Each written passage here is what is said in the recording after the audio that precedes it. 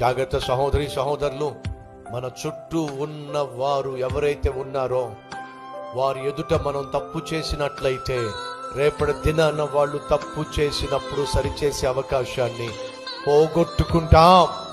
తల్లులు తండ్రులు వినండి, మీ బిడ్డల ఎదుట మీరు తప్పు చేసినట్లయితే, మీ బిడ్డల ఎదుట మీరు కొట్టుకు చస్తున్నట్లయితే, మీ బిడ్డల ఎదుట మీరు తన్నుకుంటున్నట్లయితే, రేపొద్దున మీ బిడ్డలు తన్నుకుంటున్నప్పుడు మీరు సరిచేయడం సాధ్యం కాదు.